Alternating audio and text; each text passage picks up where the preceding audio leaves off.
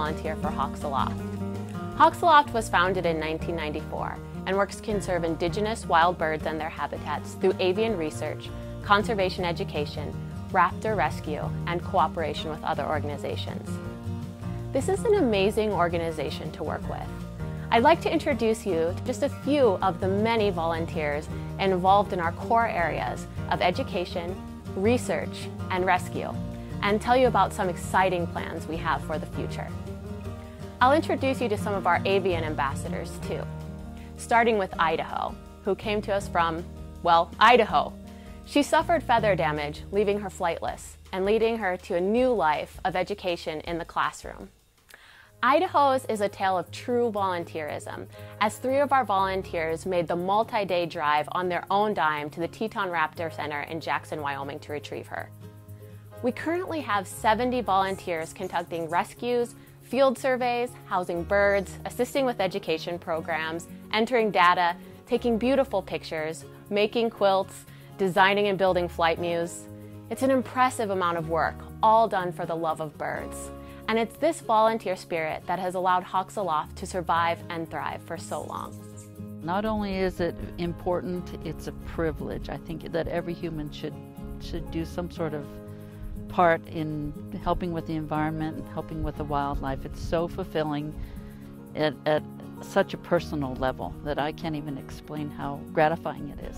My personal opinion is I think that everybody that has, that is able-bodied and has a little bit of extra time, I feel that everybody should try and volunteer a little bit of their time.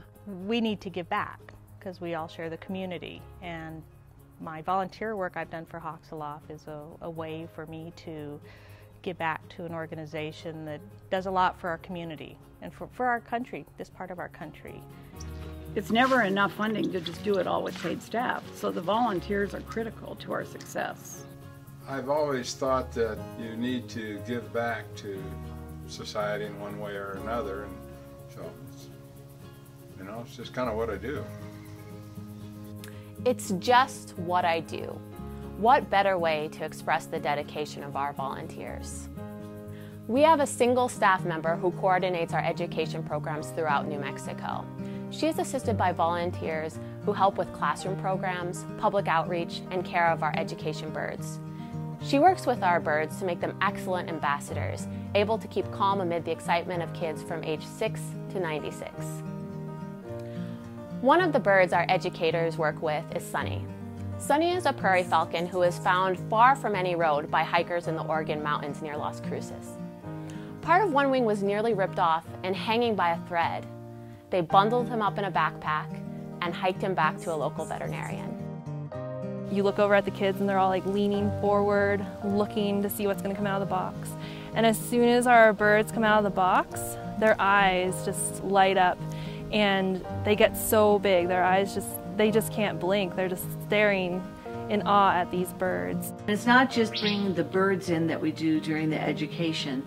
Our educators have great games to help teach the kids about conservation, about water, and all the different elements that go into it.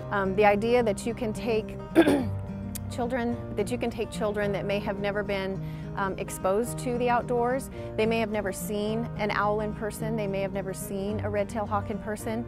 And as part of their educational experience, you can bring a live bird of prey to their school to sit in front of these children, where these children can ask endless questions. We always try to make learning fun for them. So all of our conservation issues that we talk about, like wildfire or watersheds, habitat fragmentation, which are pretty advanced concepts for a kid to wrap their head around. But we help them learn these ideas through play. I don't know that there is another organization that provides that service on a regular basis, especially in the schools. And we're doing beyond the schools as well. We're doing adult education, and that's just as important. Notice the theme of introducing kids to the wonders of nature. It's critical that our youth grow up understanding interconnectedness and how our actions, whether intentional or not, affect much beyond our awareness. Birds of prey are indicator species, and while Hawks Aloft field researchers may look like they are just out watching birds, they collect and analyze data on year-to-year population variances, nesting success rates, and much more. One of the species studied in the field is the great horned owl, like Aztec, another of our ambassadors.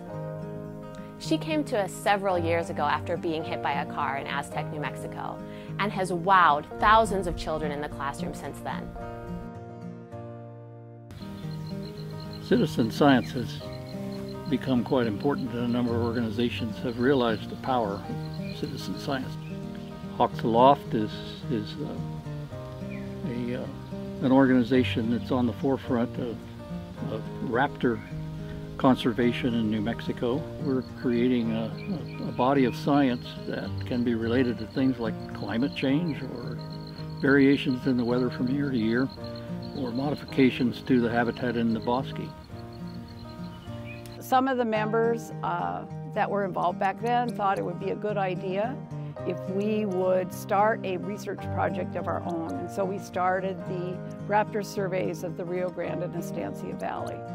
So we did that in 1994, and it's now 2016, and that program is still ongoing. And it still is an all-volunteer project.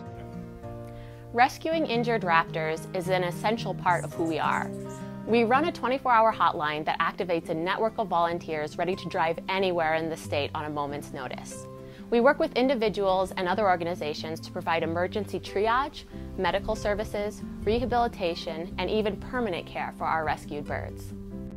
The interesting thing about Hawks Aloft is they have a lot of really dedicated people who travel throughout the state picking up injured birds when they get a call. And by the way, the number is 999-7740, 24 hours a day, and once that call comes in, texts go out, people pick up the bird and bring it to me, and the process starts. Jim Battaglia lives across the street from me. He'll call me up and say, "Hey Mike, I have an injured Cooper's hawk." I'll go and get a boxed bird, do physical exams on them, getting them medications, fluids, and things like that. We x-ray them. If they have a fracture, then we take them down to our other facility and repair the fractures, and then send them back to Jim or to other personnel at Hawks Aloft, and they rehab them and get them back ready to release. Releasing a recovered bird back into the wild is an experience like no other. One of these successes is the case of this fledgling red-tailed hawk, rescued from sticky tar on a hot summer day. It would surely not have survived without intervention.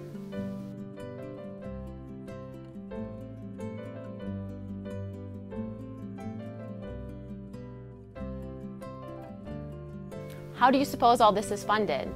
It's certainly not cost-free. And even though we constantly work on a shoestring budget, it is not necessarily cheap. Hawks Aloft is adept at taking contributions from individuals, whether it be time, money, resources, or in-kind donations, into improving the services that they provide for the birds and the education for the public. For Hawks Aloft, every bird of prey that comes through our facility is done gratis. Medications are paid for at cost, but all the surgical procedures and x-rays and all of the stuff, we donate our time. We're in the schools almost every single day of the week, and that program, Living with the Landscape, is entirely grant funded. It serves the poorest students in our community. Hawks Aloft has been a great organization to devote time to. I spend one day a week writing reports and assisting with outreach. The number of tasks that go into the work of this organization is great, as you can see.